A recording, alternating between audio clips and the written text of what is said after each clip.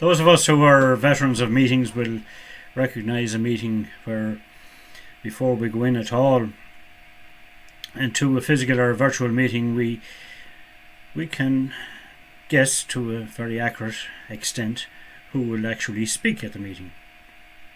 And we certainly know who won't have a word to say, and in some cases those who speak will actually be able to predict with some accuracy what they will say at the meeting.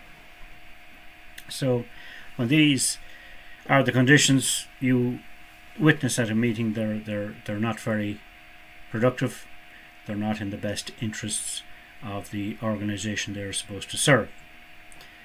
So this is the reason that we at O'Connor Leadership have created the foundation programme Leading by Meeting, which will go into some depth in explaining and how to conduct more effective meetings. Less meetings, but more effective meetings. And we will do that with the band of people who have subscribed to this program, this foundation membership program. And that subscription, the ability to subscribe to that, will finish tomorrow, Friday.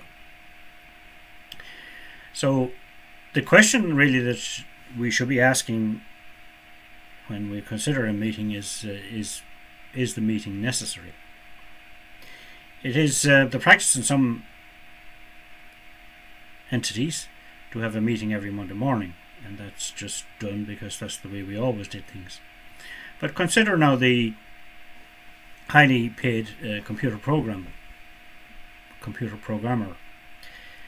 who arrives at their desk on Monday morning. What they really want is plenty of coffee and to get to grips with a problem that probably has been annoying them all week, certainly all weekend, because that's how they're wired. They want to solve problems. They want to get back into the groove, and then possibly have been doing some of this preparatory work over the weekend. The last thing they need is a meeting. And is it a good use of their time? Sometimes I wonder. So this routine of having a meeting, is it really necessary? First and foremost, in any entity, everybody from CEO down should be aware of what the why of the entity is, the organisation. Why are you in existence? What is your ultimate goal? And if everyone is aware of that, if everyone is on the same page, that makes life a lot easier, and that makes it a lot less necessary to have meetings in the first place. But if you go into some organisations and ask 10 people, you're quite likely to get 10 different answers as to what the mission, vision and values of the organisation are. So get that one right first. The very least you would expect is that the people, the board of directors, the team that you are leading, would know what the mission, vision and values of the organisation are. And I'm not certain that they do in every instance. So get that one right first. Then decide, is it really necessary to have a meeting?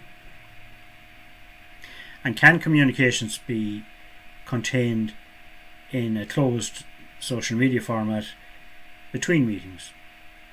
Can you have post your ideas and conduct a conversation to that extent in the various apps that are now available that will confine the conversation to the team and its leader? Would that be a more efficient way of teasing out ideas? Because you don't want to wasting people's time at meetings.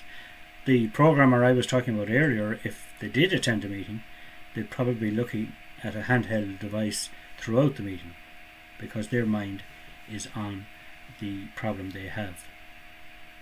And where you have an electronic device at a meeting, you have a distraction, you are multitasking, which is just doesn't. There's a word called multitasking, but nobody is able to multitask, no matter what they tell you. In fact, if you're having a meeting one-to-one with somebody, you should never leave a phone in front of you on a table. That on its own is a distraction. It will invariably beep or let out a light of some description during the conversation, but even if it doesn't, all eyes will be on the phone expecting something to happen. It should be left in another room or in your pocket, switched off, if you have respect for the person you're talking to and they for you. Which brings me around to one-to-one conversations. As I've said, in board meetings, any team meeting, we all have experienced where people have very, very little to say. So what's the point in them being at a meeting? It's supposed to be a meeting of minds, literally. So one way around this, and the only way around this, is for you as team leader to have one-to-one conversations with everyone around the table, let it be virtual or real, on a regular basis. So if you have 10 members on the board and you contact them one a week, that's the whole board covered in 10 weeks. Then you start at number 1 again. That way you are having these one-to-one conversations with everyone on the board. And a person who is reluctant to throw out an idea at a full board meeting might be very quick and very enthusiastic about telling you personally about their ideas. And this could be a brilliant idea. The problem is that Mary in the corner with that brilliant idea will bring that idea to the grave with her unless someone drags it out of her. And that's your job as CEO and team leader. So one-to-one conversations are where these meaningful conversations can be had, and at the next meeting you can introduce this idea, give the bones of it, and then ask Mary to elaborate on it, which she will be quite willing to do because now she has it hasn't been laughed out of court, as they say, and she has the confidence to speak about it. And when the CEO has introduced it, it's unlikely that others will talk it down. At least get an airing. And get tweaked. And that's what meetings are about. The collective intelligence around the table. A strong chairperson is needed then to control the person who wants to take over the meeting. And that is, I'm sorry, you've had your say, we only have a few minutes left, I want to hear from somebody else. That's how that is achieved, nicely and politely, and do it often enough to drive the message home. There is another danger in meetings, and this happens especially in times of crisis, where you naturally go to people you know, like and trust, people you've been friends with for a long time, maybe, and some of these may not be on the board of directors, but that's your natural reaction, is to go to those for this crisis. Then you have a meeting, but it will become pretty clear, unless you're a good actor, that to those around the table that others have been discussing this before it came to the meeting at all, and this will lead to a sense of disempowerment by those who haven't been brought into the loop until the meeting proper. Now they might not feel this disempowerment consciously, but they will feel it subconsciously. It might not happen at the meeting, but as the days go on they will realise that 3 or 4 people seem to have been aware of the problem before they were. And I've seen examples where this is accepted, either consciously or unconsciously. They just accept that they're at a lesser level, that there's 2 levels on the board, and that 3 or 4 people make all the decisions, and that they accept that they don't. That's not how meetings are supposed to work. That's not how a board of directors is supposed to work, but it does happen in reality. Now, you can't be expected to be good friends with everyone around the table, but the one-to-one meetings, the one-to-ones will ensure that you treat them professionally.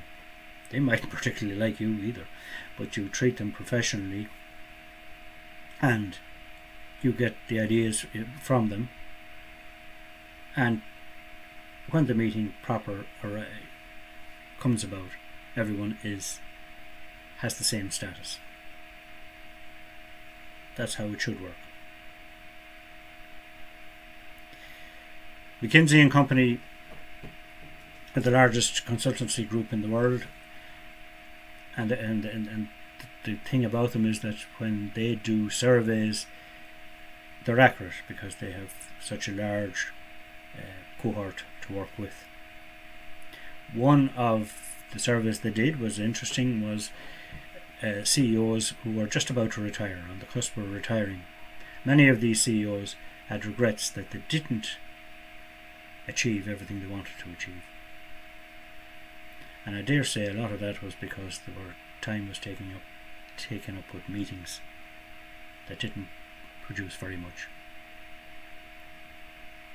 A CEO recently said that he doesn't get time to think until after 6 o'clock in the evening because he's jam-packed with meetings all day.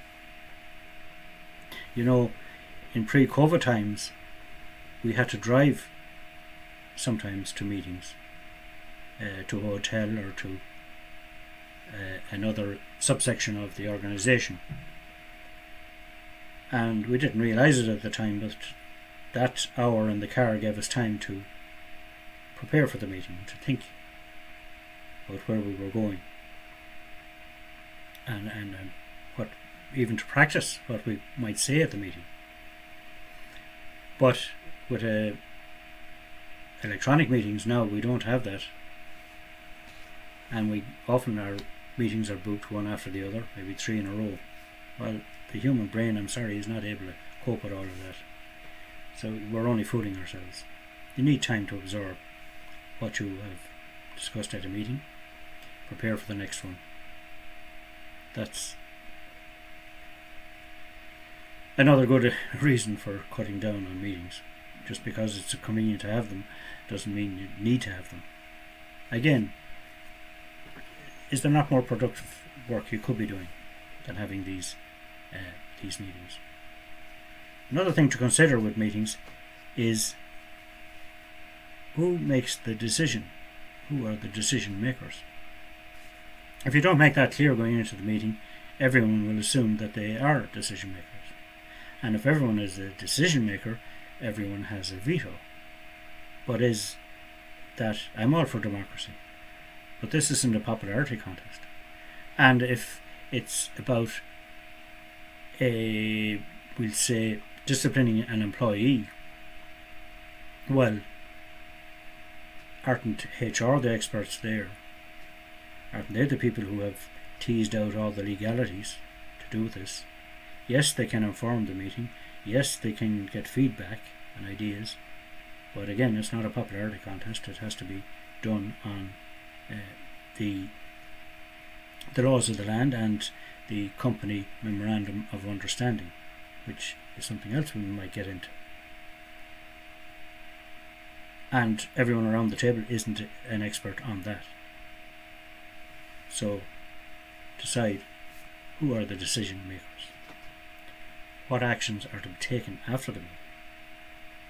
And those actions must appear for the next meeting, and they must be in the minutes so that you know what has been done or what hasn't. There might be a very good reason that every action hasn't been attended to, but at least it's there in print that was the intention a month ago, to get something done. Couldn't be done in that time. Too optimistic maybe. We will revisit it. Or somebody made a mistake. And mistakes part of life. So if you want to spend a meeting emphasizing somebody's mistake, good for you. You will embarrass somebody. But everyone makes mistakes, including the CEO. So be careful what you wish for. Mistakes. Every brilliant invention has thousands of prototypes behind it that went to the dump. So be aware, if everyone is afraid to make a mistake, you will not come up with the brilliant ideas that will push your organisation ahead of the posse.